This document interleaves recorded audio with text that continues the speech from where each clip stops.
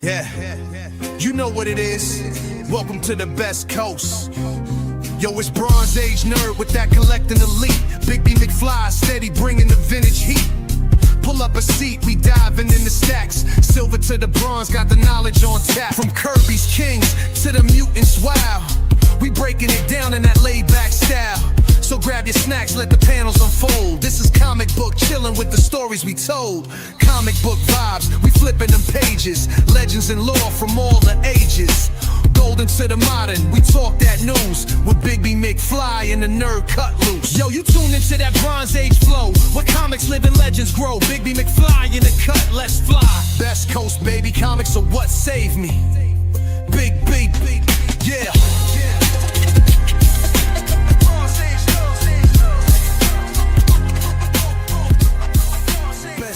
Baby, comics are what saved me.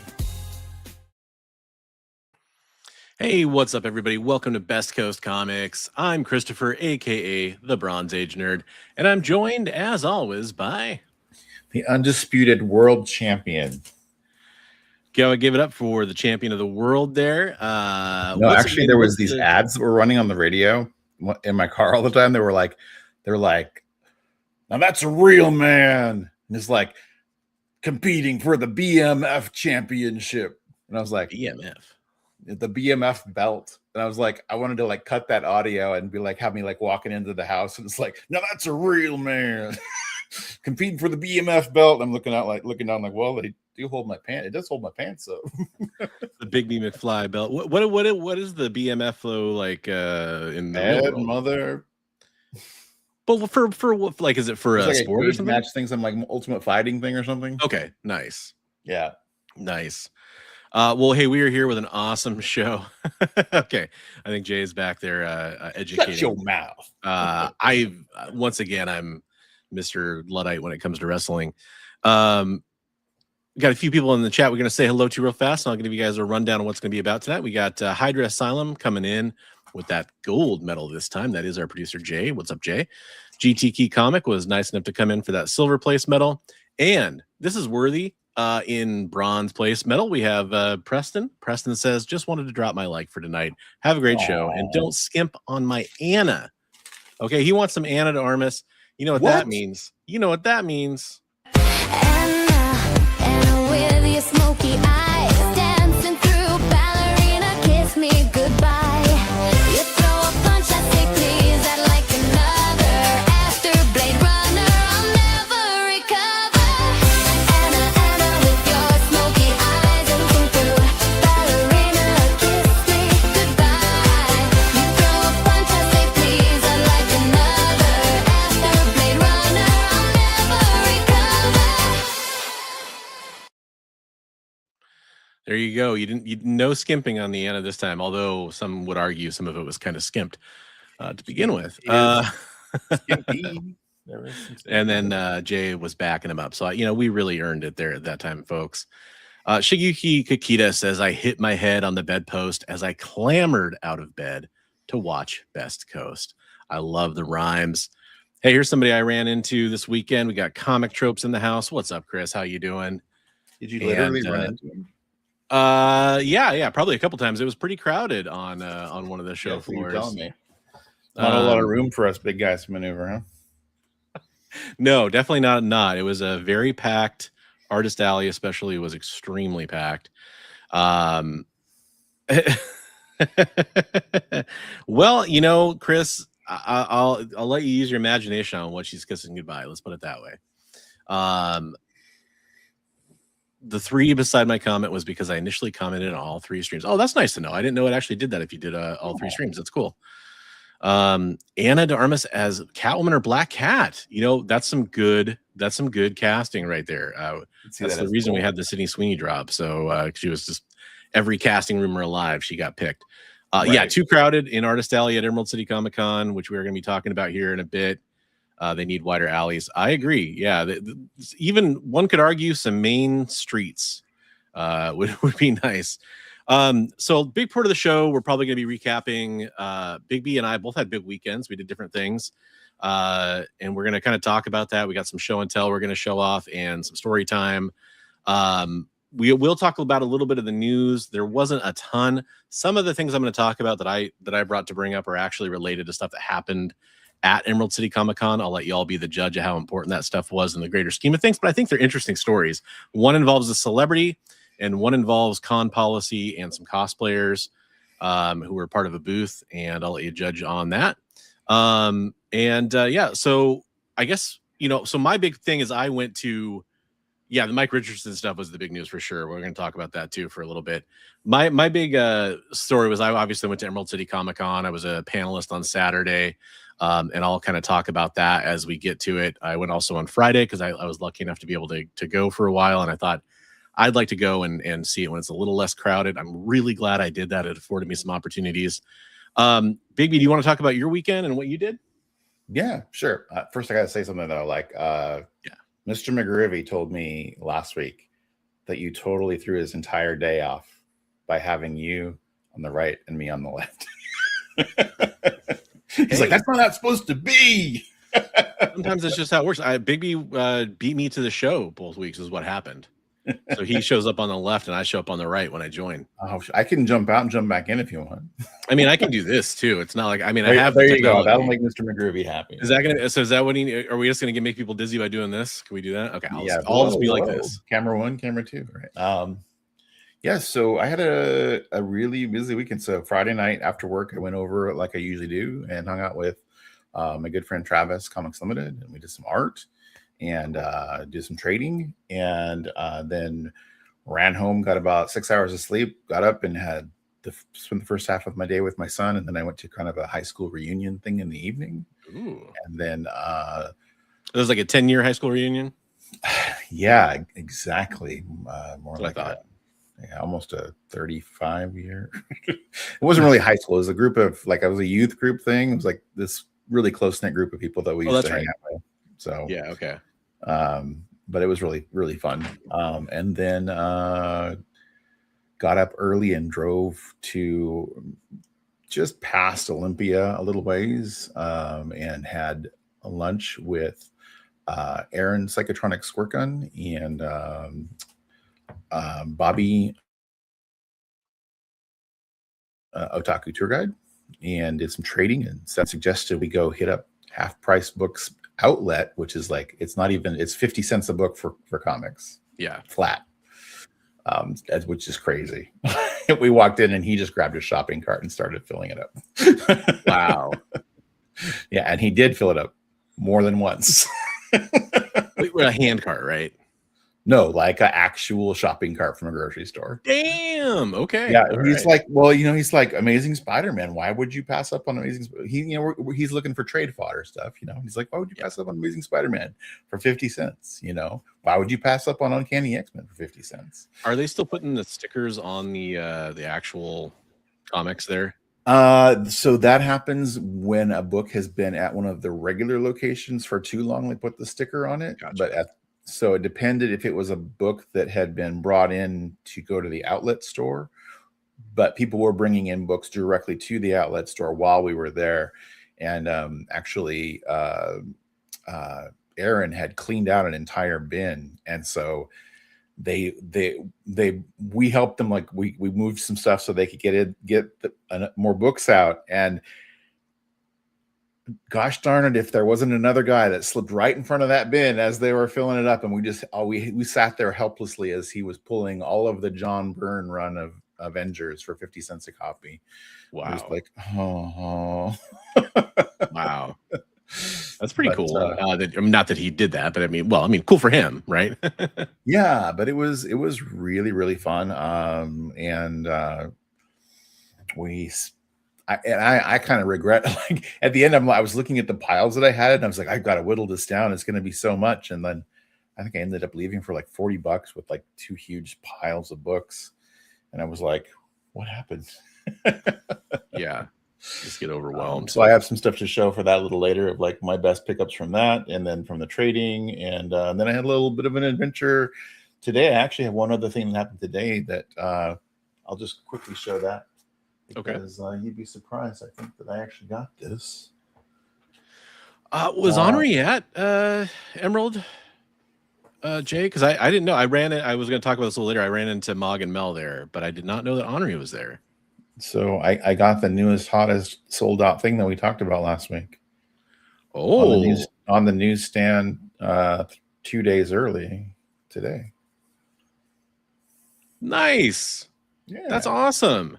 yeah. So we Yeah, I talked want to about snag that a copy last of that. I week, gotta right? go find one. Yeah, I gotta go find one, man. Yeah, first printing because they said they were going to the second printing, Right. and it's pretty darn cool. That is cool.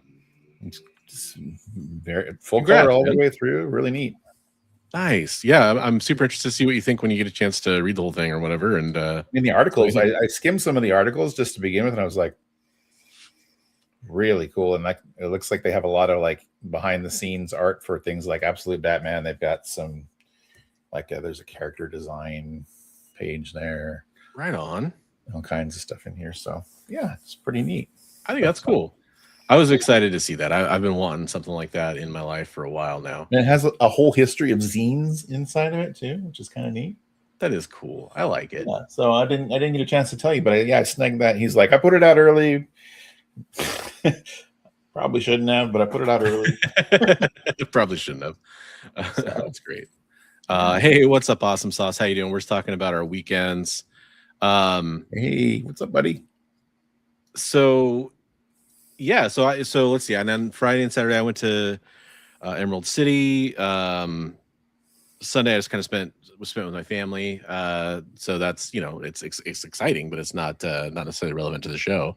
But yeah, so Friday I just hung around Emerald City. I guess I'll talk about that, and then we'll get caught up to what you did on the trade show after we talk about my Friday, and then I'll talk about Saturday. Yeah, sounds good. So Friday I got up to the show.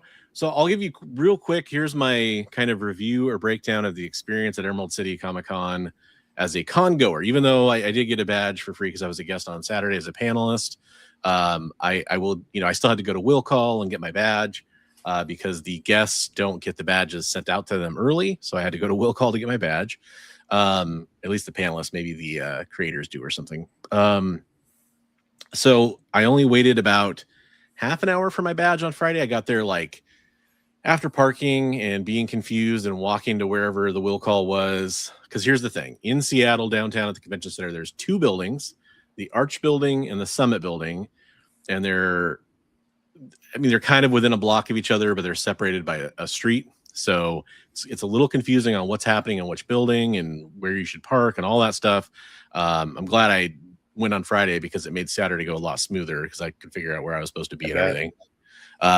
But yeah, after I got in, it's a lot of, they hand you a badge, and I've never seen this before, but on the badge, you have to then go activate the badge. And so activate the badge. Yeah. Like, and I'm like walking through and I'm like, okay, well, I'm past all the people trying to get in. And I try to like go start activating my badge. And there's a person in that area that's like, I'm not like in the middle of a walkway. I'm kind of off to the side. There's not a bunch of people in that area. And one of the con people was like, you gotta, keep moving. And I'm like, oh, okay. So I keep moving. I go to another area, which is even less crowded. And I'm starting to like, just kind of activate my badge. Oh, you got to keep moving. This is another person. I'm like, oh, okay. And then that happened like 4 times. And I'm like, eventually I'm like, hey, I'm just trying to activate my badge. Well, you don't have to activate it right now. It's like, I'm trying to go to the other building and I don't know where am I supposed to eventually go activate this thing? You guys aren't being very clear about this.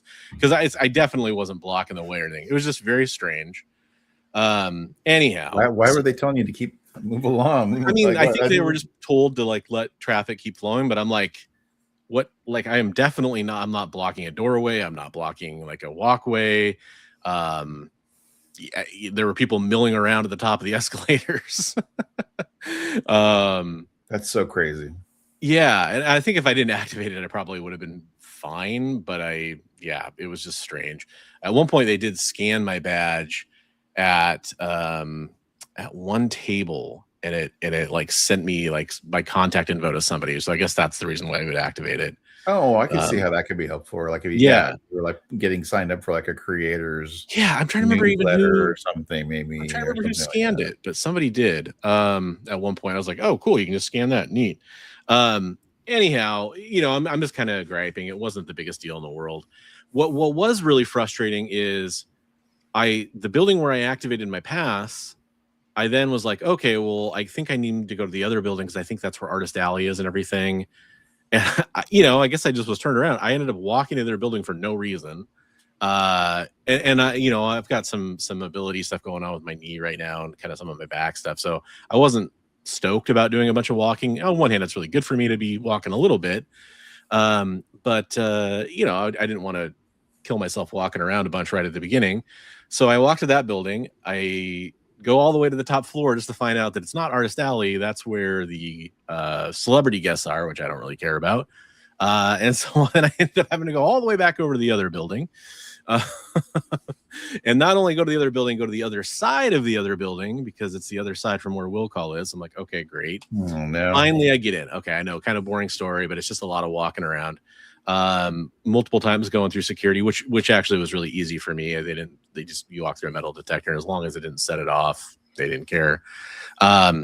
Anyhow, the good news is once I got there, I had a lot of really good opportunities to meet some creators in a lot less of a line than I would have if I had gone on Saturday.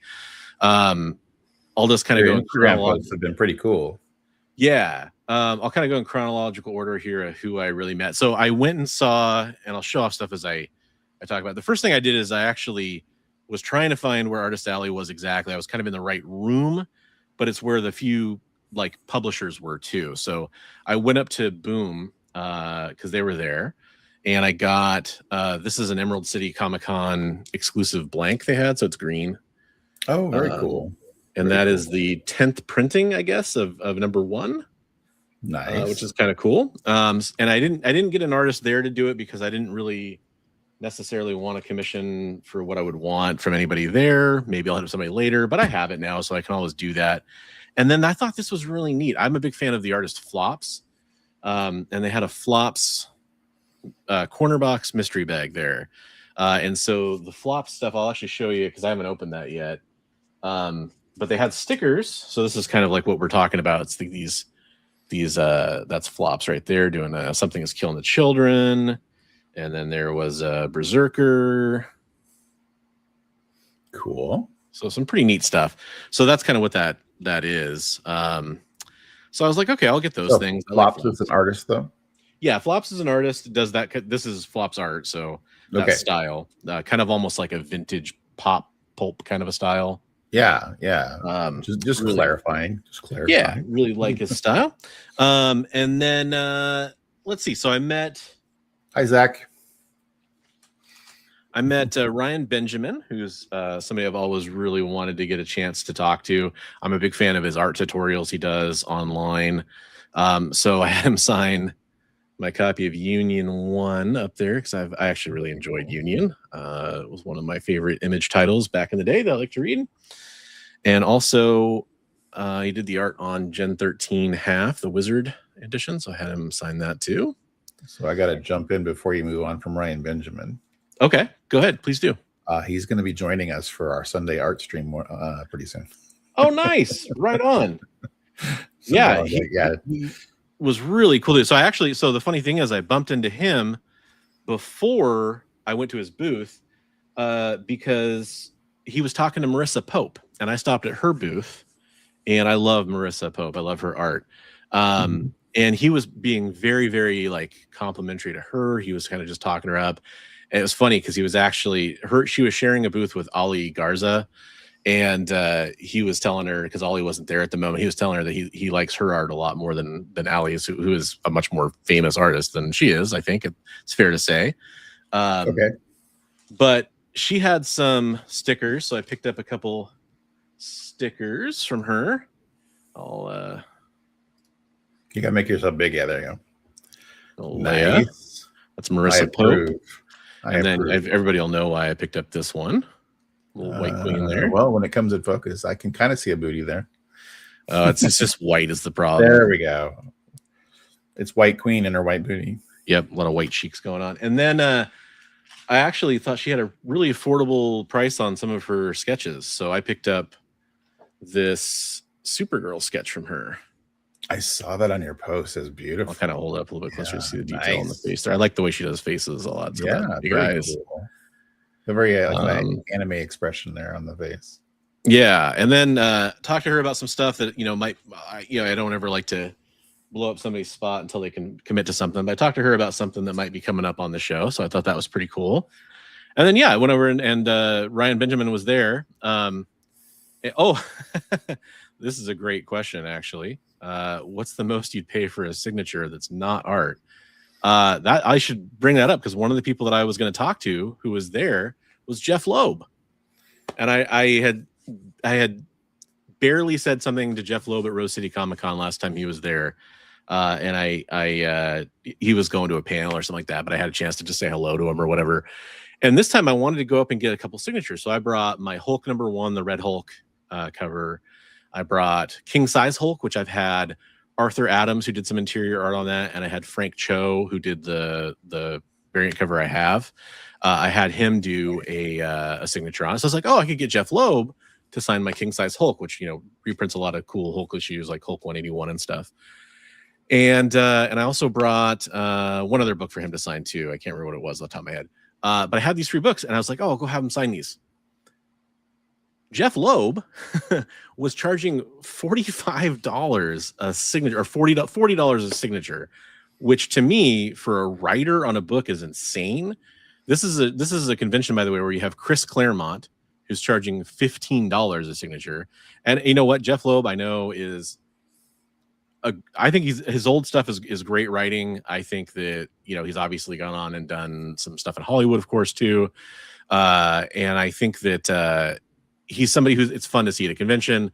I think any writer charging $40, and I'm not talking about CGC witness books. I'm not talking about certain books he asked for more. Those were more on top of this, if I'm not mistaken. I just saw the raw signature $40, and I was like, nope, I'm out.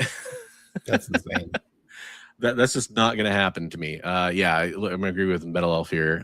Absolutely no way. And so 15 is about the most I would pay, I think, for a signature from somebody that's not a celebrity, not a actor, actress, somebody famous, something like that, photo op, those kinds of things, right? Anyhow, like a Hall of Famer kind of person, like a Stan Lee or something like that. He was still around. And I'm trying to think of who would even be like what, Barry Windsor Smith is still around, right? Like he's somebody who I'd probably put in a pretty high caliber. Yeah, Barry Windsor Smith. I don't know if I'd pay maybe Jim Steranko. Steranko charges a little. I think Steranko, I want to say, charges like 20 or 30 a signature. I want to say, maybe I'm mistaken about that. Right, might depend on the show too. And I think that those guys, you're getting a 20 or 30. I think you're starting to get pretty up there. I mean, a lot of times you have more than one book you want to get signed in. They're charging, $40. That's a lot. It's a lot, man. Anyway, all that to get to the point I was going to say where I did run into Ryan Benjamin before I went to his table. And then I walked over and talked to Ryan at his table with the books because he was trying to get back to his table because he was getting a phone call, and I was trying to buy some art from Marissa. It worked out. By the way, Marissa, I should say on this art, originally she hadn't filled in the Supergirl logo on the chest, so she did that for me at the table while we were talking about some other stuff. It was just kind of the blank shield. She was awesome. We had a fun story. We talked about cheesecake art and that kind of stuff, and we talked about possibly doing something later on. Oh, that's right. He signed. If you bought one of his prints, it was free. And if you bought a comic from him, it was free. But I think his just regular signature fee was a little expensive. Big Apple, he was saying that Steranko was $50. It looks like Awesome Sauce was saying. Something like that. It's definitely gone up. And to me, that's a lot. I mean, he is a living legend, but it's just weird how at SummerCon, I want to say Thanos guy. Jim Starlin. I'm drawing a blank on his name. Jim Starlin. He wasn't charging that much. No, Adam Hughes is another huge name. He was charging like $10 a signature, I think, at Rose City, for example. And I actually, Gail Simone, who I'll talk about a little bit later, had a post about this on her Facebook page that I really thought, that's great, man. So you got it for free, right? That's what you're saying. Yeah, right. Although he charged twice as much if it was an unhappy ending. Gail Simone had a great, because Gail Simone doesn't charge to sign. And she had this great post where she's talking about how she shared a table or was next to a table with Neil Adams, and how he had told her, hey, you got to start charging for your signatures. And she said, I just don't want to. And she kind of had this conversation. And it was, props to somebody like Gail Simone, who obviously is a huge name in her own right. But she was talking about how, hey, as much as I love and respect Neil, it's hard to disagree with him. In this case, I have to. I think that if somebody's coming up and they just want, book sign, and she'll sign as many books as people bring her. And it was just interesting, like her approach on it. And I guess, since I just mentioned that, I mean, I get how worth, like, I remember back in the day, like people coming up to tables with like one of those little wagons full of books for a creator to sign. And that's kind of crazy when they were signing for free. And I totally get that. That's ridiculous. But you could say, like, you could limit the free signatures. Like, you can. I think she would do batches, like for somebody who was doing that or whatever. Like, I'll do the first 20, and then I gotta talk to the other people in line, and then you get back to the end of the line, and then I'll do the next 20 or whatever. I think that's how she was handling that. I remember a guy coming up to Alex Ross in Portland with an entire little wagon full of books. It was just like, that's ridiculous. I mean, I know a lot of people handle that stuff by making like an appointment at the show, like before or after hours. They're like, hey, I've got a couple short boxes. I'd love to pay you, a little bit to have you come sign them separately from that. I think that's a really good way to handle that if they're willing to do that. That's a good way to handle. Yeah, but most of the time I've seen people doing that kind of thing is they want to take advantage of the free signature and take advantage of the artist that way. So I can see where you would eventually maybe get resentful of that if that kept happening and it's holding up the line for the nice people, Yeah, like Jay is saying here, she basically said she feels you already support her by buying the book, and that's exactly right. And she was selling scripts for her books there, stuff like that. And I think that, like, Larry Hama made a comment on her post, and it was a really good one. He's like, hey, consider maybe putting out a donation for the Hero Initiative or something like that, where if charity, I could see that. Yeah, I mean, that was just his suggestion. I think there's some other good ones.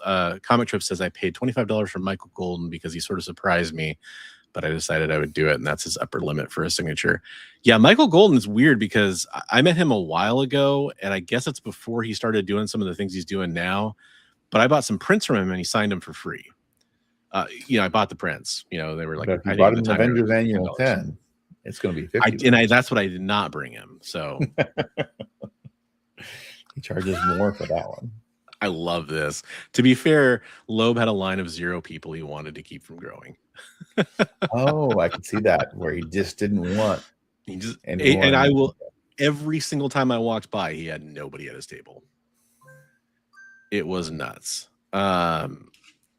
It's just crazy. So I guess, there's one other person I met on Friday I should mention real fast. And this was a huge and pleasant surprise for me. Big fan of Empowered and his work on like Gen 13 and Gen 13 Bootleg. Adam Warren, I'm a huge fan of his. I had no idea he was going to be at the show. He wasn't listed in the normal guest section, or at least I never saw him there. And I just walked across this table and just effusively was, so appreciative that he was there.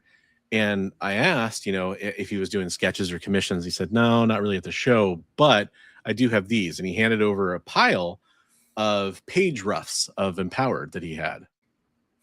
So for $20 each, I got these original Adam Warren sketches. I'll try to, I know some of the stuff's on the top is kind of light, but I had to get a kind of a booty one. If you know Empowered comic at all, you have to see that. And he's got his signature up there.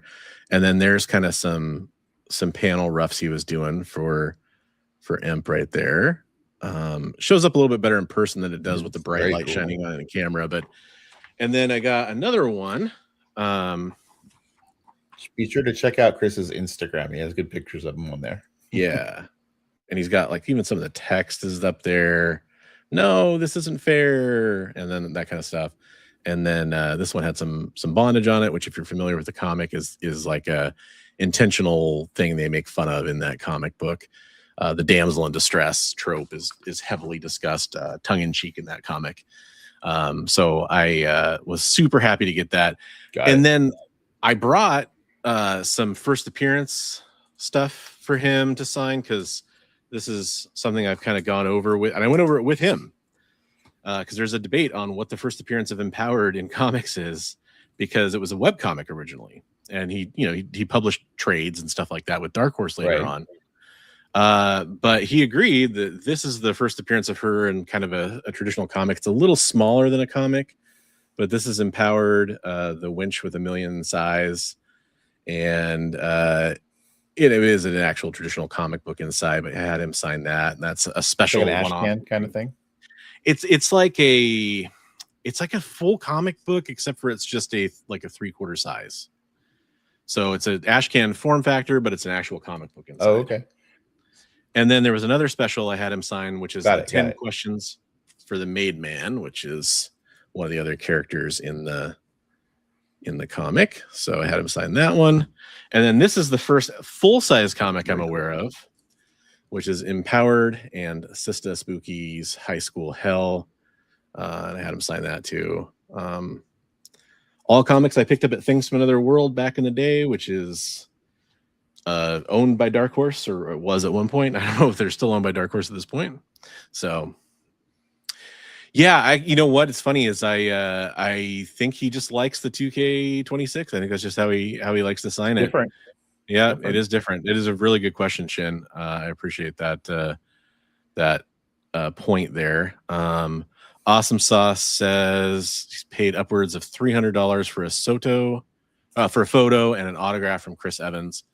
Yeah, and I mean the celebrities thing, it's a different ballgame. Like Hayden Christensen was there, and I know that he was charging hundreds for like photo ops and signatures and that kind of stuff for items, and that's a completely different ballgame. But for comic creators, I think I'm kind of with Chris. I think $25 is probably my upper limit, except for maybe Steranko, maybe Barry Windsor Smith. I'm trying to think if there's anybody else that's kind of in that caliber that would be, that I don't already have a signature from. I think that's probably about it.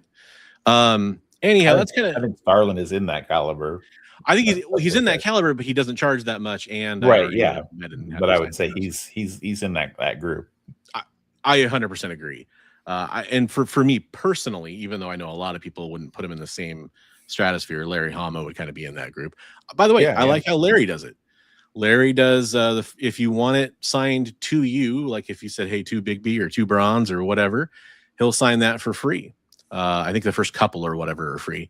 And then if you want it just a regular signature, he charges for that. I think it's, $10-15 or something like that with him. And then it goes up from there. Wow. Tropes, are you serious? I think that's for Absolute Batman #1 specifically. Him and Snyder both charge more for that one. I think especially if it's going to be graded, like witness grading.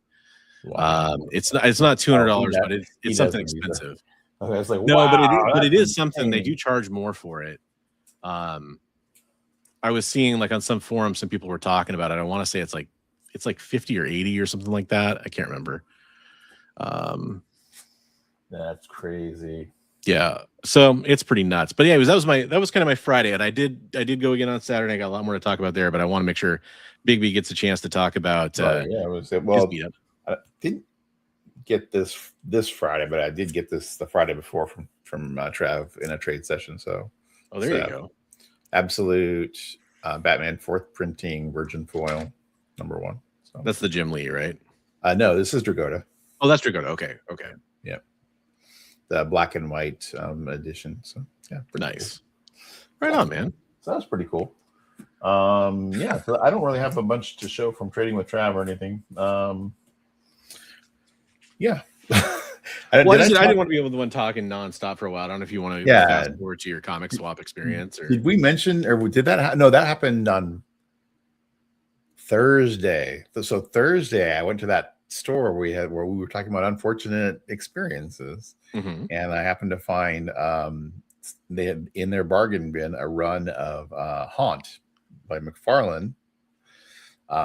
And I noticed 2 of the books were signed. And I was like, sweet.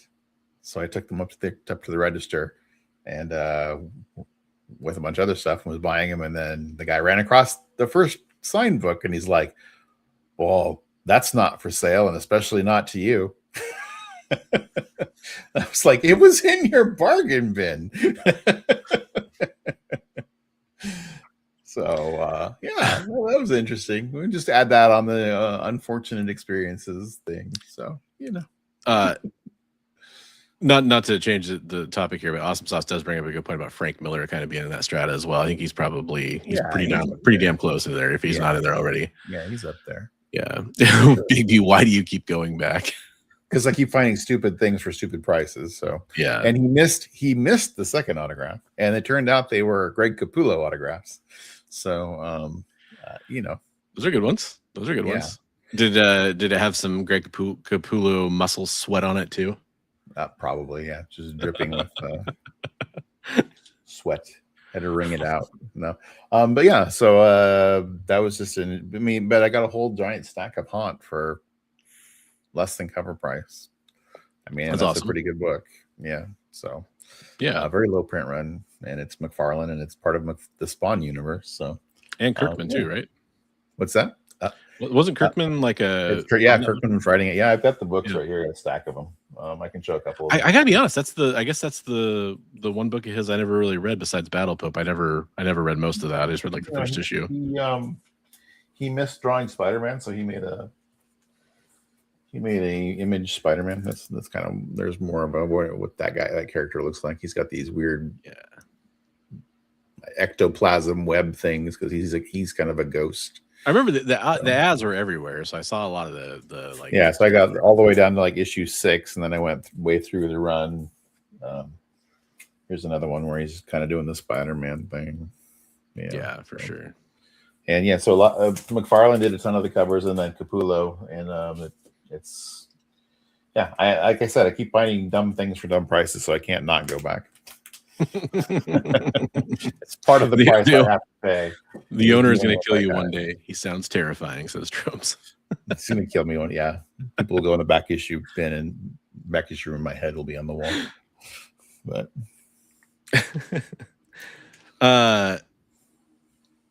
well, I'll show the one other thing from today from that place. Yeah. So I was grabbing some stuff from when we were doing the trade thing on Sunday. Psychotronic Squirgun was looking for Marvel Tales stuff, and so I was grabbing from his bargain bin today Marvel Tales, and I was being really condition picky. And this one I saw, I go, wait, that one's darn it, it's got some sort of an ink smudge up there in the corner. And then I go, wait, that kind of looks like a star. And I opened it up, and it's a Mark Jeweler. Nice, man. That's awesome. Yeah, so that was kind of cool. What issue was that? Which Marvel Tales? Marvel Tales 93. It's low mid grade. Yeah. No, that's cool though. Jeweler. Yeah. So yeah, that's awesome. Cool. I think what I'll do is I'll talk next about the panel experience before we get. We're already kind of talking a lot. So for those that don't know, I was going to be on, hopefully you heard me talk about it. I was going to be on a panel on Saturday at ECCC for where to start collecting comics. I was invited by Joel the Geek, who was the moderator of the panel. We ended up having a little bit of a lineup change, but our panel ended up being Pink of Y. I'm sorry I called you Pinkify earlier. I guess it's Pink of Y, who is a cosplayer, and there was DJ Kirkland, who's a comic book artist, who was there, and also Comic Tom 101, and then myself. And we had a panel that we had some amazing guests. Some really cool people showed up. Got to meet everybody there for the first time. I'd introduced myself to DJ Kirkland the day before because he had a table in Artist Alley, so I was able to go up and talk to him first. But I met everybody there in person for the first time. I've talked to Joel the Geek a few times, but never actually, was able to meet him in person. So that was really nice. And yeah, it was it was a fun panel. It was a really cool experience. I think we were all being kind of a goofballs and nerding out about it. We were lucky to have some guests because man, I don't know how I would have found any of the panels at that show. Just it seems almost like you would have found them by accident, or if nothing else. But we were way up on like the top floor, next to top floor of one of the buildings in a meeting room that isn't obviously labeled unless you're specifically seeking it out. So really thankful for anybody that showed up to that. They didn't allow photography or videotaping of the panels themselves. I don't think anybody did when I was looking out at the crowd, but I would have loved to have seen how it went. Apparently you can collect whatever comics interest you. Yeah, I think that was a big part of our theme. We did what we could with the topic. I think there was a lot of fun subtopics that we could have really got onto tangents about. Things like, comic book storage or digital versus physical all came up. Collecting for speculation versus collecting for nostalgia versus collecting for just reading. All those kinds of things came up. It was really great. That was very kind of you. Thank you, Chris. I was very, very happy to have Chris in the audience. It was very fitting. I remember being at his first panel and really rooting for him, and it was fun to have him in the audience for ours. And awesome. Look across the faces and say, like, is he asleep? No. Okay, we're probably doing all right. It was just a lot of fun. And we went over on time, which isn't too surprising. We have people like myself and Joel and Comic Tom. I don't mind throwing us under the bus. We all talk a lot, and we all went over on time. And I didn't even realize I wasn't the moderator. I wasn't paying attention to time, but I had to kind of nudge the moderator and point to the back of the room because one of the people came up and they had a sign that said "Time's up." And I know we were supposed to do like Q&A with the audience the last few minutes and stuff. We just never even got to it. But I think we pretty much covered the topic and maybe even beat it to death a little bit. But it was a real treat to be on that side of things as a guest, to be asked to be a guest. That was really fun. And I think in a second here, I can probably pull up a picture here of what that experience was like. But I think it's something that a lot of people don't have the opportunity to say that they were a guest at a Comic-Con. And so I definitely felt pretty privileged for that. Would you rather host a panel or participate now that you have done both? I think the best I could hope for would be to kind of do a combination where it's almost like a round table with the guests. If that makes any sense. I think that's a really fun combination to like be part of the conversation, have it be less formal than than some of these other things are sometimes. Hang on, I'm trying to share this picture here because somebody was nice enough to send one along. And now it's loading. Loading. Let's see if I can do this without revealing my phone number and stuff. So there's a picture of the panel that somebody was nice enough to just send me. Nice. There you go. Thanks, Chris. I appreciate that. But yeah, that's DJ Kirkland there on the left. And then there's Comic Tom writing some stuff down. Pink of Y, some nerd that's from the Bronze Age. And then there is Joel the Geek there on the right in the purple shirt. So highly appreciate it. And again, I just felt happy that we had some guests there.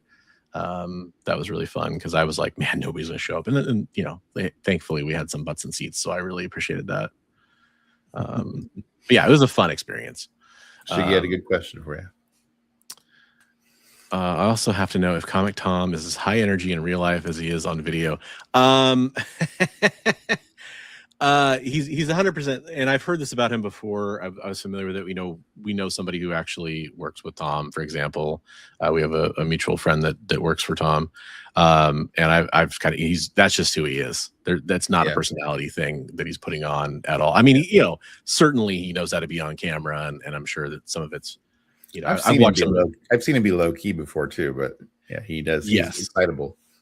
Yes, especially when he's like at a show, and I'm sure he's like, ready Right. for that. I'll I had a super interesting original interaction with him that is just for me and him, and it was really funny, and I'm sure it's going to come up again if I ever see him in real life. But I will say he was collecting some comics there, and he was buying some comics, and he was buying a bunch of ASM, and he was showing it off. He's like got first Madam Web, and he's got first Hobgoblin and stuff like that, and he was talking about stuff he was buying down on the show floor, and he was all excited about it. And you can tell he's just a comic collector nerd, just like we are, Right on. So that was really fun. Yeah, just shout out to all my panel mates and everybody who came. It was a lot of fun. But yeah. And then so yeah, that was kind of my panel experience. I have other stuff to talk about with what I got on the show floor and show off some original art and some signatures, but I've been talking for a long time. I want to get back to Big B. I know you're jumping forward to Sunday or whatever. Why don't you tell me about anything else that happened at this meetup of the community we went to? It was a lot of it came together at the last minute, as these things kind of do. I was going to say there was one thing you didn't talk about that you were critical of at this show. There was no Big B with snacks and juice boxes for you. That's true. That was a real problem on Friday when I didn't get to Chris Claremont stuff yet. I'm jumping around, typical ADHD fashion, but I waited in line for like an hour and a half to meet Chris Claremont before I left the show on Friday, because I was like, it's just going to be insane on Saturday.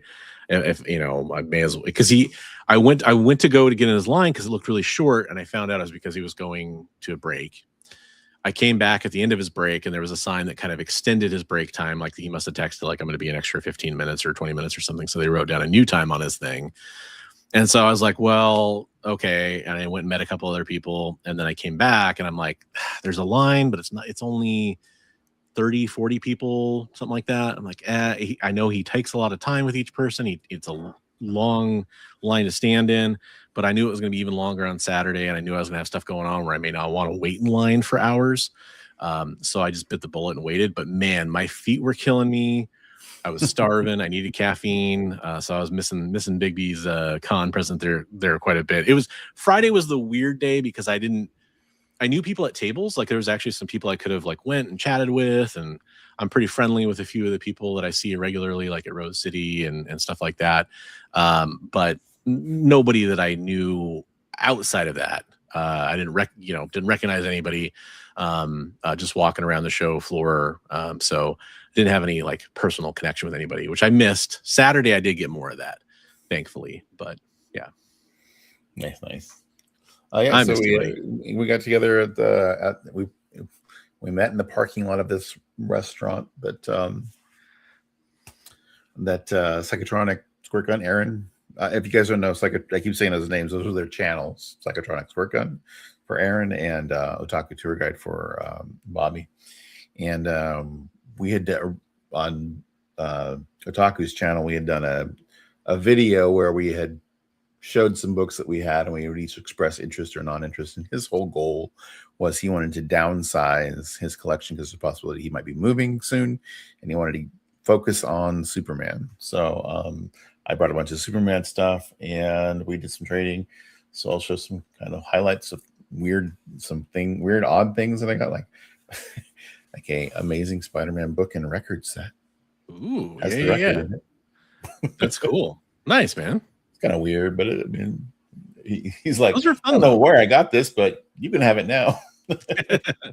Awesome Sauce. I think I might know who you're talking about. I think Big B and I both kind of know that person, if it is who I think you're talking about. No, this is somebody different. I got a 10-cent Detective Comics from him.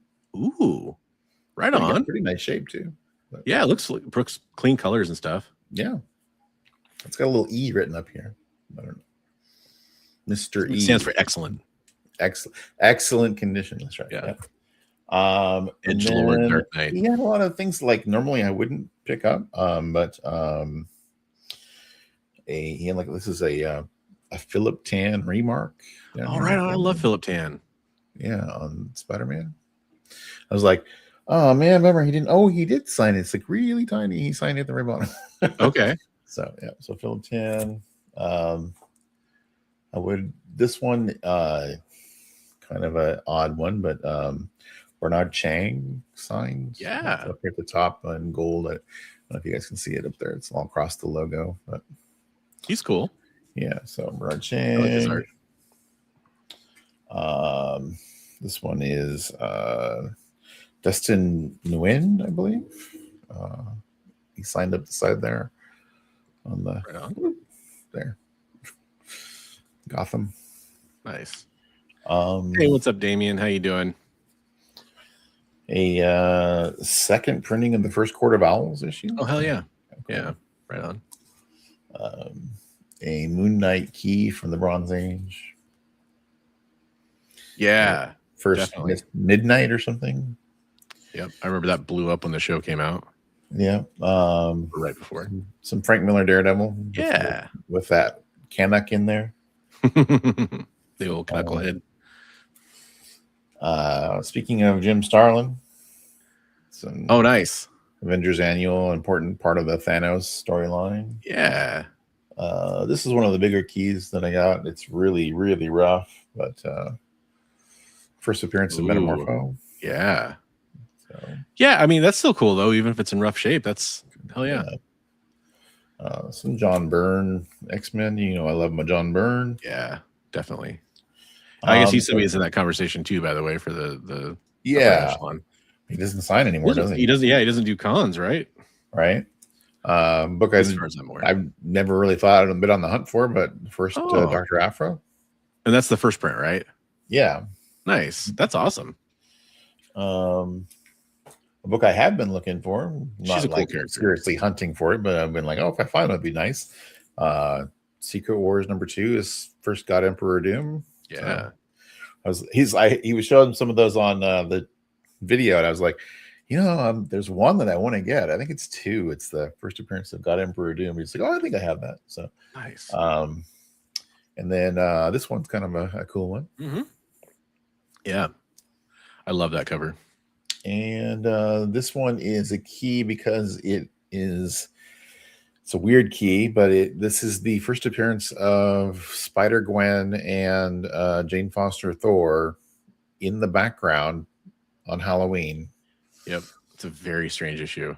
Yeah, so there's there's people who try to say they're in costume, but no, they're actually walking around as them. Right. It's like there was no Spider-Gwen before. Yep. So that's a weird one I've been trying to find. It's also a pretty low print run, if I'm not mistaken. Yeah. And then King Size Annual #7, Fantastic Four. Yeah, you got some good stuff, man. And this is the coolest thing. I think it's kind of oddball, but do you know who Richard Corbin is? I'm sure a lot of people in the chat know who Corbin is. So this is a book called Bloodstar. It's a big hardcover book, but it is considered to be the very first. I want to be really careful with it, but the very first graphic novel. Oh, that's cool. And it's from 1976. It's hand numbered inside, limited to 5,000 from 1976. Wow. Yeah, it's worth a fair bit of money. And so somebody has gone to the trouble of putting the Mylar that they put on them and the dust jacket protector. The dust jacket protectors. But yeah, so it was really. He was in the chat with us. He's like asked Psychotronic if he knew who Corbin was, and I was like, dude, that's like a Hall of Fame underground artist. Like I'm like, yes, I know who Richard Corbin is, and he's like, well, I guess Bigby wants it. The art is by Richard Corbin, and it is written it's art by Richard Corbin, and the story is Robert E. Howard. Wow. Okay. Yeah. Even better. Yeah. So it's illustrated by Corbin and written by Howard. Damn. That's really, I hadn't heard of that book before. That's really cool. Yeah, neither had I. He was like, hey, do you know what Bloodstar is? And I was like, no. And he's like, do you know who Richard Corbin is? And I was like, yeah. And so I typed it in and I'm like, oh, that's a serious book. Hey, Travis, thanks for joining the show. What's up? Glad to see you here. I looking it up, I see people offering it around the $200 mark. So wow, that's cool. Pretty cool little item to pick up. Hell yeah, man. That's awesome. You know, reader says it's an adaptation of a Robert E. Howard. There we go. I think we'll be okay, man child. Appreciate it. Appreciate it. Did Sabrina Carpenter send you? I like that song. She does, man child. Yeah, very fun. Yeah, we're getting pretty close to the end here, so I will show off the rest of the stuff I had signed, and then I'll kind of show off the original art I picked up. You got some great stuff, man. Yeah, I got a couple other things for the end, but we'll okay, cool. We'll do another round of back and forth then. Smaller things. Gotcha. Four smaller things. So I'll show the sticker real fast. I mean, the sticker's not the exciting thing, but I got a piece of art for my daughter. This is a sticker of Harley Quinn, obviously there. Try to get that in focus from Agnes Garbowska. And there's her QR code and her name if anybody wants to look her up. But she does, really cool. When she goes to these shows, she usually brings like little sketch cards and stuff. So I got a little Pinkie Pie sketch card for my daughter from her. And it's not going to show up very well on the camera because of the light glaring off it, but it's got like a little gold metallic ink laid into it too. It's kind of hard to see there, but again, you guys check out Bronze's Instagram. He's got really good pictures of all the art and stuff on there. So. Yeah, I'll make sure to post that up. But she was really excited to see that. And then on Saturday, Boom had, this is a comic ECCC exclusive line bag for Something That's Killing the Children that was limited. And it's like, you know, it's got the ECC exclusive there. I don't know if these blew up and were being resold or not. I haven't opened it yet. I haven't had time to do any of that. You meant to say mystery bag, right?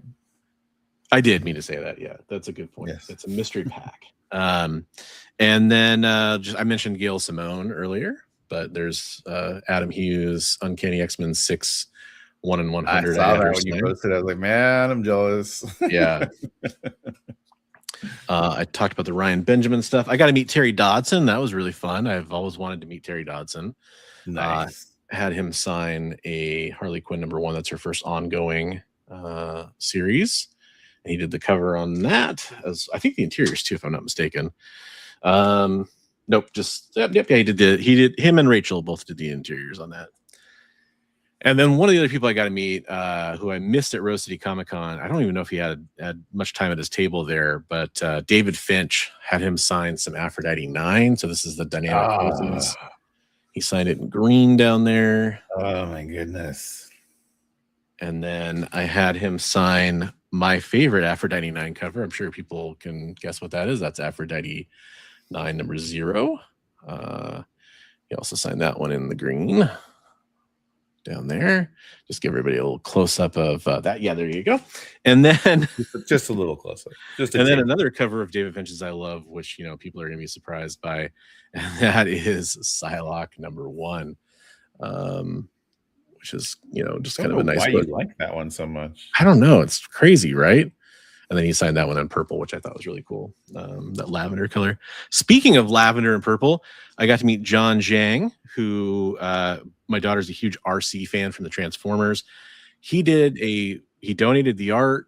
100% of the sales of this comic book were donated for breast cancer charity, and that is this awesome metal RC cover. And I brought it there for him to sign. Cool. And he said he signs these for free, which I didn't expect to have that happen, but that was really cool. And I'll be posting up a picture. I've been slowly posting the pictures from the con. Tomorrow I'll have pictures of him and I got a picture of that too, which is really neat. And then I mentioned Chris Claremont. I had that chance to meet Chris Claremont, had him sign some books. I'll show the books real fast while I'm telling the story. Got first appearance of Guardian from Alpha Flight there, X-Men 109 signed by him. I wanted, with both Gail and Chris Claremont, they've both, my favorite character is Cyclops, right? My second favorite character is Rogue, which they both love. Obviously, Chris Claremont, you know, co-created Rogue. There's a first full appearance of Alpha Flight, which I already have the cameo signed by him. There's 121. So I went up to both of them and I started giving them a hard time about Cyclops. And it was very fun, very funny interactions I had with both of them. Actually, by the way, Chris Claremont said this is one of his favorite covers. This is Wolverine #8. He said he's always loved this cover. I love that cover. Yeah. He said, if you thought Wolverine next to Scott was ridiculous, you know, and the size difference. If Rogue is your second favorite, does it mean that I have to make Cyclops my second favorite? You don't have to, but you can if you want to. I mean, I have to. I mean, If you were smart about it, I mean, you would find that that's true. And then this is the last if I one. was an intelligent, if I was a smart man. No, I'm just kidding. Everybody's free to love whatever X-Men they like. There's so many good ones to choose from. In fact, I've kind of famously said my least favorite X-Men is Storm. However, I still love Storm. Like, so just right. Take that with a grain of salt. It's so like anyhow, saying, like, yeah. I had a great interaction with flavor of ice cream, but I still love ice cream. Like, yeah, great interaction with Chris Claremont. Great interaction with all those creators. Actually, Gail Simone had a lot of fun moments talking to them. I will say this: you consider this a scoop if you want. Kind of. I asked Chris Claremont. He was kind of looking for some clarification. I was looking for on the Cyclops thing. I talked to him about basically because he's famously said he doesn't like how Cyclops left Madeline for Jean when she got resurrected and X Factor and all that stuff. It's all out there. You can go read interviews where he's talked about it. And I said, "Have you forgiven Cyclops?" And he said, "It's not my place to forgive him. I don't write him anymore." That was fair enough. And I said, "Okay, but just if you were to write Cyclops, is there anything you would change, or how would you?" He's like, "Well, I'd have to kind of think about that if I was paid to be doing it." And they said, "Well, actually," and he's like, "No." And I said, you got to tell me now. He's like, "I can't." Like, I'm going to be wondering forever now. You were going to say there, come on, you can't leave me hanging. He's like, "Well, hey, just be happy you're going to be around forever to wonder about it." It was a very nice thing of him to say, but there's something about how he said it in the context that almost made me wonder if he was going to say he is going to be writing Cyclops again. Maybe I'm reading too much into it, but it's almost like, and then he realized he can't say that. You kind of realize like, oh, maybe other people will hear me say this or whatever. Also, to be fair, I have a YouTube channel. He didn't know that, but I would go tell people if he did say something like that. I'd be like, "Hey, guess what Chris Claremont said?" Unless he told you to keep it on the down low, right? Yeah. Hey, have a good night. Awesome sauce. Yeah. I mean, I of course, if he said it was off the record, but he wouldn't know it was on the record. Anyhow, I want to make sure I show some other stuff. I know we're a little over on time. I got I forgot to mention at the beginning of the show, by the way, we're not only streaming on my channel, Bronze Age Nerd, we're streaming on Big B McFly's channel. We're also streaming on the EXP. All of the links for those channels are in the description below. Go check us out on all those if you're not already. However, one of the shows on the EXP is called Sketch Up with Mog and Mel. And Mog Park is the artist in the duo there. And she was a concept artist like on Game of Thrones, the TV show for production for that, for example. And she does a lot of great art and commissions.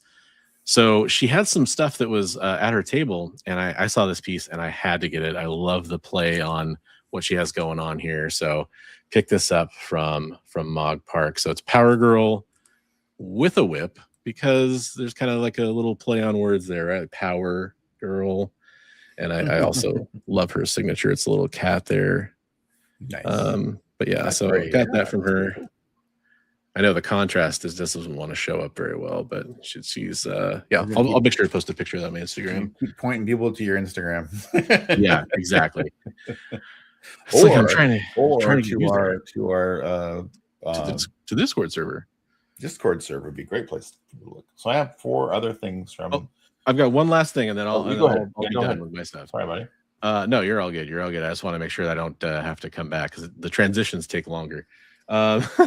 So Chris told me that there was going to be somebody there that he wanted to go meet, and Tashio Maeda is a legend in the manga world, and it's not something that I'm necessarily extremely interested in personally.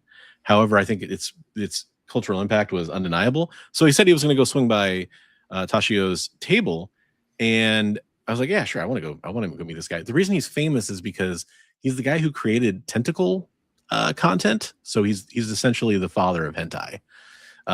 He is called Uratsuka Doji. Yep. And he is also known as Master Tentacle is another thing he's known as. He was a super nice guy. We got to meet him. We got to meet his assistant. We got to meet, hear a little about the history and the lineage. Chris is very, very knowledgeable about this kind of stuff. Just throwing that out there. No, but I think we were just interested as fans of art and history. And he had these wonderful pages in front, and then he had this page of cheaper art. He was like, there's some cheaper stuff here. And for $80 a page, he had original like 80s manga pages. And cool.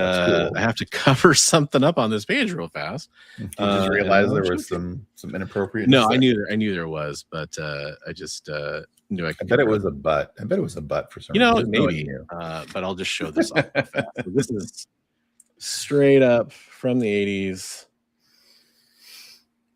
That's beautiful. Yeah, just really cool stuff.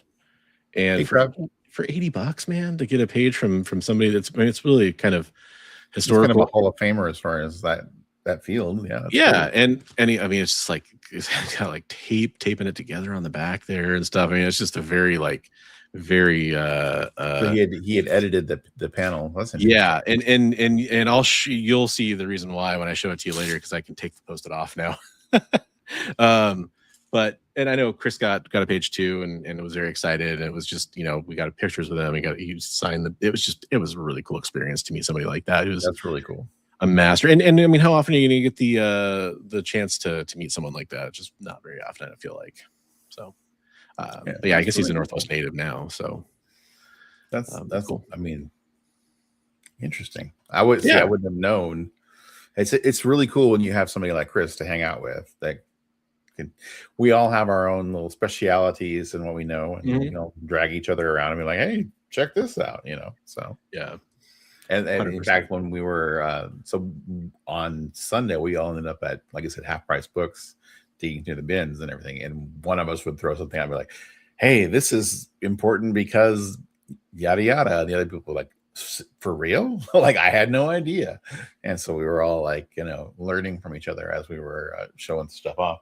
Yeah. So one of the things that I found when I was digging through is there was a little stack of these, and I ended up giving some to Aaron, Psychotronics Quirk, but these are they're a little smaller than normal comics, and they are given out on military bases. They have I've seen those before. Yeah, those are cool. So they have the PX up here so they can, it's for soldiers to be able to read comics. Have a good night, Chen. So so those are kind of neat. And they have a little value to them because they're an unusual thing that's usually given out overseas or on bases. So kind of neat. And there was a little stack of them in the bin. That's cool. And then two of the better things that I found. I don't know if you guys have been reading the One World Under Doom stuff or anything, but this is the first appearance of Valeria Von Doom. Right on. That's a good one. So that was in there for 50 cents in nice minty condition. So, yeah.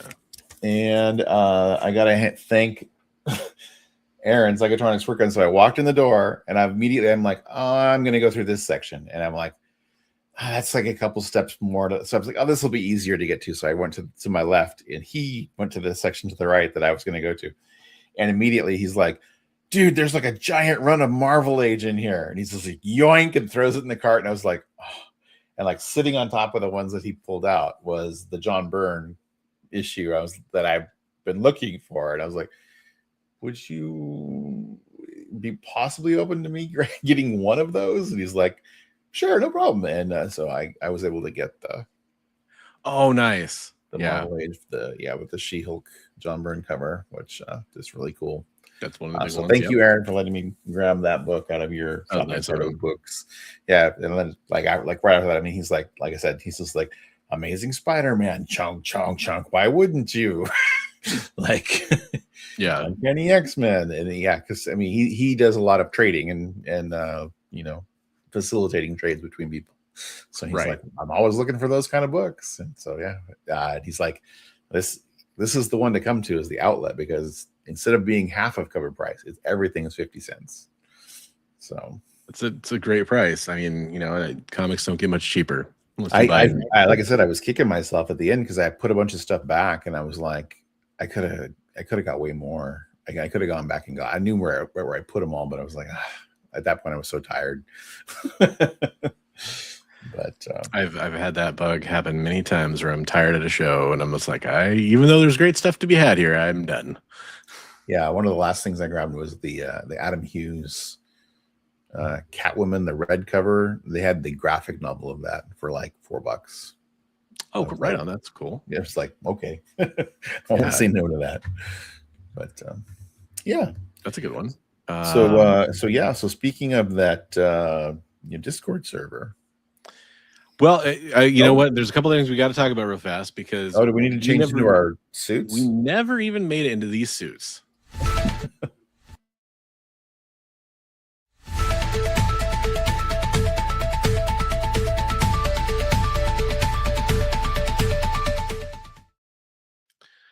All right, I promise I'll change that real fast. We will go over this stuff pretty quickly here as we are going a little over on the show here, but I do have a couple things. First off, we never talked about this because it broke, I think, right after we did our last show. So did we talk about Dark Horse and Mike Richardson being out as the CEO? No, we did I not didn't talk think about that. Tropes alluded to it, but we did not talk about it. Yeah. I didn't think we'd made it that far. I just wanted to make sure I was right about that because we do need to address this real fast. So Embracer bought Dark Horse a while back, and there's been some shakeups that have kind of happened over the last, was it 18 months or whatever since they bought Dark Horse. Embracer's like a video game company. They're kind of the company. They're not actually the company that made games like Darksiders and stuff like that, but they're the company that bought the companies that made those games. It's kind of weird. Consolidator. Yes, yeah, they're basically buying up IP. Is kind of what everybody has sussed out from them, and of course they bought up Dark Horse for movie rights, basically for their characters and all that kind of fun stuff. Excuse me. So it's interesting. Yeah, they bought them back in 2022. They are ousting Mike Richardson, who's who created what's going on over at Dark Horse, has been a huge part of that. His love child. Yeah. I mean, just an absolute, a pillar of the comic book community, of the comic book industry is what I want to say. Right. And they ousted him in favor of, it looks like installing a gaming executive as interim CEO. It's an interim CEO, so I can't really read too much into that, but it makes sense. Jay Comas. Excuse me, folks. So they said it's part of their long-term vision to better align Dark Horse within a more connected and forward-looking group structure. We're implementing changes to modernize the business and strengthen collaboration across publishing, games, film, merchandise, and other key areas. It's pretty messed up. I wonder if that precludes Richardson from going and starting up another publication house. I believe he has actually already been, I'm trying to remember, this has been a while now since I've read this article, but I think he was attached, to another company at one point. There was some rumors he might be going and joining a comic website, I want to say is what he was going to go join. I don't know if this article mentions that, and now I've forgotten the name of which comic website it was, and I don't want to say the wrong one. But I saw some stuff linking him to that. But yeah, he also was the founded Pegasus Fantasy Books, which is familiar to people who've been around the area for a long time, which is now called Things from Another World. That's another important point. A lot of people have heard of that name and didn't realize there's a connection between those two things. So look, I'll just say it in plain English. It's shitty. Yeah. Well, it's kind of how business works, though, unfortunately, but it is not, doesn't mean we have to like it.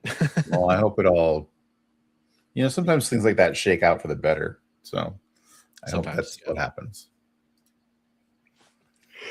Oh, can't stop yawning now. I'm sorry.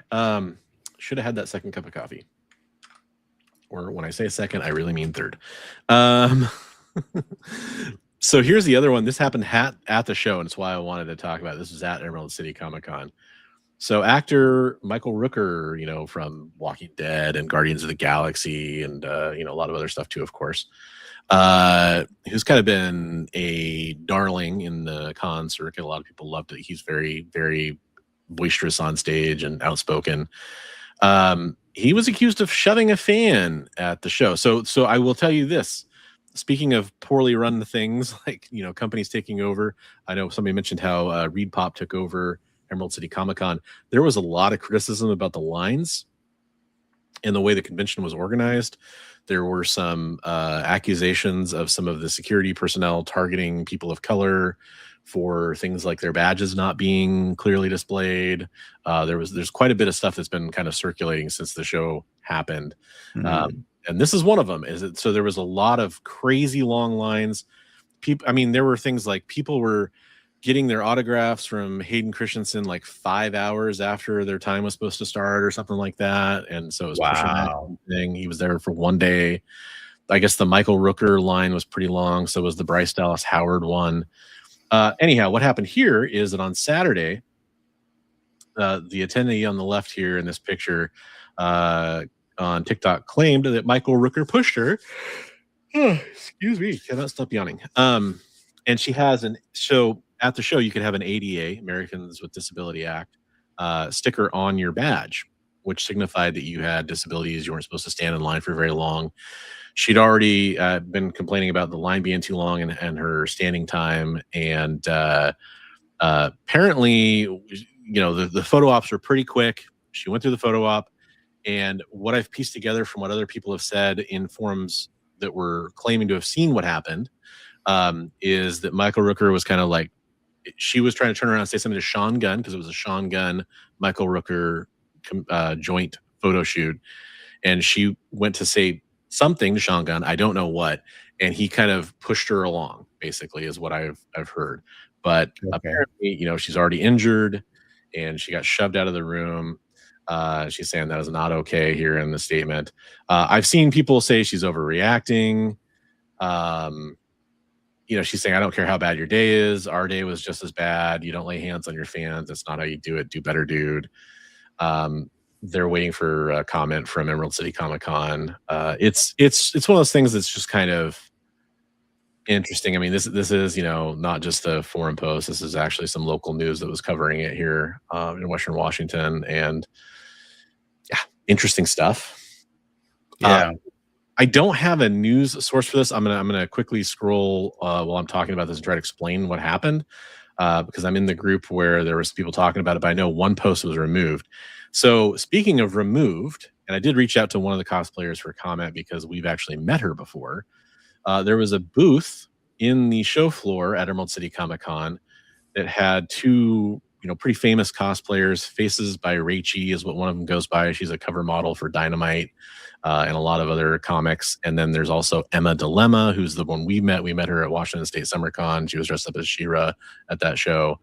And they were at a booth that if you made a purchase over a certain amount, I believe, you got like a photo op with them, and they were dressed up as Vampirella I think it was on Saturday. And Rachie she's lost her mom recently to breast cancer. So she was wearing a pink classic Vampirella costume, the one piece kind of thing, but it was made in pink vinyl. And I think Emma Dilemma was wearing like the classic red or something like that. And so you would pay your certain money. They would come out and they would take a picture with you, and they were kicked out of the convention. What? Yeah, they were kicked out. Supposedly they were kicked out for having something that was too revealing. Okay, here we go. The post was removed, so I found that where they kind of talked about it again on the post, and I will bring it up here. Oh, of course, it doesn't save. Sorry, give me 1 second here, and I can share what we have going on here. Okay, so here's the person. This is on a public. It's a Facebook group, but it's basically public. It got deleted, but I had screenshots first. Nice try. She said, Dear Emerald City Comic Con and ReedPop, many people in the cosplay and comic community are concerned that reports that 2 Vampirella cosplayers were asked to leave a shared artist booth at Emerald City Comic Con after complaints about their costumes. They go on to say that she's a well-known character that's had this costume for years. There was nothing that violated the policy that Emerald City Comic Con had for their guidelines for cosplay. The skimpy outfits are allowed as cosplay, essentially. Is kind of what they go on to say. And this post was removed from this group, but this is part of a fan group, which apparently it got removed because this person says some posts get flagged as spam and are hidden until an admin can look at it. The only post I've deleted was one with name calling. And so this person's reply now is standing. But I'm going to scroll down here because I think there's a picture that somebody posted of the cosplay. And I know both cosplayers talked about it briefly on their social media. I reached out to one of them for comment, didn't get a reply in time for the show. Here's the cosplay in question, for those that are wondering. Which, you know, I mean, the person on the left is a person that got their photo op taken with Rachie there on the right. Right. You know, it's kind of what it is, right? It's I'd say that's pretty standard. Yep. Yeah. You know, love it, hate it, whatever. But there were a couple comments from people saying that she adjusted her costume at a couple points, and they thought that maybe that was a little revealing. I don't know. It's kind of a weird thing. I think that it kind of threads that line between. I think that if you're going to allow cosplay, you have to be universally allowing it. If you're saying that there's no restrictions, and maybe there was some, you know, revealing costumes at Emerald City Comic Con, let's put it that way. And if those people weren't asked to leave, then they shouldn't be asked to leave either. The one thing I did see that was kind of interesting is I know that there was supposedly, I don't know this for sure, a ban on booth bunnies. This is kind of a term that's been used for that before in the past. And if that's the case, I could see them being removed for that reason, because if they were sponsored, attractive women that were there for the purpose of promoting the booth, that's kind of a booth bunny. So then again, you know, Rachie's been on, I think, hundreds of comic book covers at this point for cosplay covers from like Vampirella Comics and stuff like that, Red Sonja, all kinds of stuff. So you could make the argument, I mean, like, that she's just, they're celebrities for the of the comic community. Yeah. So interesting stuff. I don't really know where I fall on it, but I thought it was worth pointing out. And if I do get an update from Emma about that, because you know, we're friends on Instagram or whatever, I'll let you know if she replies with any more information. I know they were hanging out with Rock DeLynn after they got kicked out, which is kind of funny because they were posting it like from a restaurant outside the show. She's a comic book artist, if you're not familiar. She's a really good one. Rock DeLynn, I don't actually pronounce it, but she was really nice. I said hi to her by the show, by the way. Yeah. Oh, I guess I should also mention I there's other people I ran into that I should probably point out. James Foster, Nerdy Musings, got a chance to meet him. That was really, really amazing. Really nice guy. I was happy I got a chance to bump into him. A few fans. Small fella, huh? Pretty small guy. Yeah, he's a very, very imposing figure. He would do great in some cosplay. Let's put it that way. Yeah, he could play Hercules or something. Yeah, yeah. Huge. Or the Hulk, or, you know, whatever. Yes. like the both. Ringo. Yeah. Shout out to some fans that recognized me too. That was very flattering. In fact, it was crazy. Somebody came up to me, and I was happened to be walking with Comic Tropes, and I figured for sure they were walking up to Comic Tropes. And they said, "Oh, hey, Bronze Age nerd, yeah, I know you." And I was like, "Oh, well, that's very nice of you." And then literally like 5 seconds later, somebody walked up to Comic Tropes and recognized him, a different person. It was really great. So shout out to all the people. That's always great. If you guys want to know, we love that.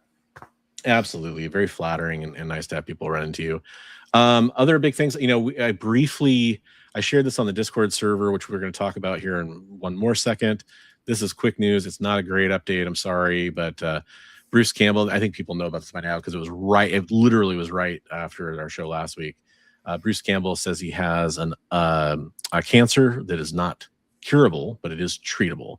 And he says he's one tough old son of a bitch. So we'll kind of stay tuned for more of that, but he has dialed back his fan appearances and work stuff that he was working on because of this. So he just wanted to kind of update his fans and kind of let them know what's going on. And I love how he's like, "I apologize if that's a shock. It was to me too." Yeah, he's fun. He is a funny guy. Funny guy.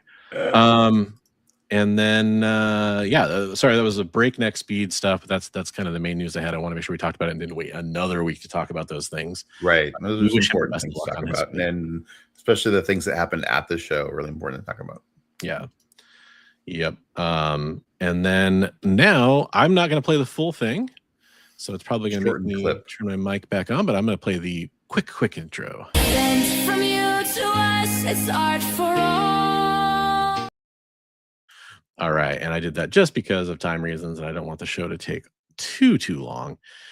So we are going to share our community art that you have shared with us. I'm going to share our Discord server here. the Bronze Age Nerd Discord server, which, by the way, you can, nope, not server boost. I mean, you can boost the server if you want to, but that's optional. Invite to server. Let's get that copied and paste it into the chat so you all can come check it out. And if you post your stuff in here, anytime the next week, we'll show it next week on the show. So not even limited to, you can post it during the show. If you can make it the next minute or so, you might get it on the show. Shout out to Headless Hammerhead, who posted this Jink. Beautiful piece. I love it. Really cool. I love the color on it too. From Arcane / League of Legends. Really fun character. There was some good cosplay of this character too at the show, by the way. There was some great cosplay of her at SummerCon. Yeah. We saw quite a few then. I think probably like Arcane had just come on or something like that, I think, or pretty recently. Yeah, that's really cool. Good job, man. And then he was kind enough to actually post something I sent him as a gift with an order from Heroes for Heroes a couple years ago. He said he hadn't shared it before, but his favorite characters, he likes Namor and Black Bolt, I think, are his two favorite characters. That's really good, Chris. And so I did this piece for him on a comic backing board and sent it along with his order. That's awesome, man. There was a batch of orders where I did this for everybody. I had the question like, who's your favorite comic character? And whatever they put in there, I tried to do a sketch for him. So I thought that was posted. I thought that was Hammerhead. I didn't read the context. I thought that was Hammerhead's art. That's really good, Chris. Yeah, it was my old attempt at some Kirby Crackles there on the top too.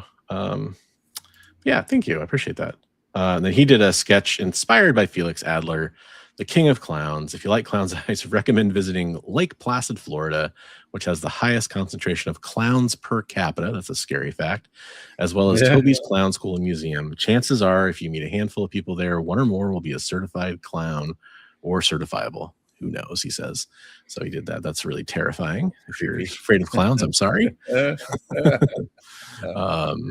Love it, though. Good job.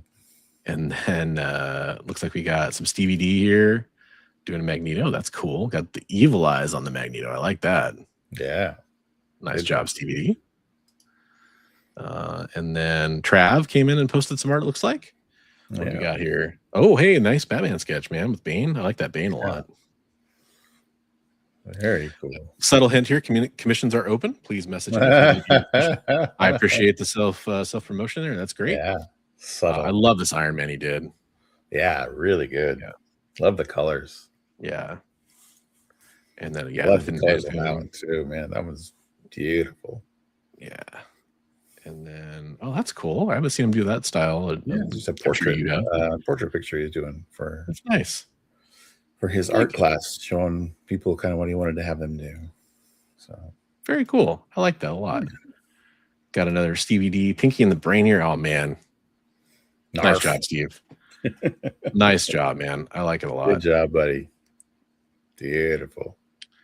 Oh, and then this amazing artist I know named Big Me McFly was posting some art too. That's he's an upcoming artist, man. You should definitely go check him out.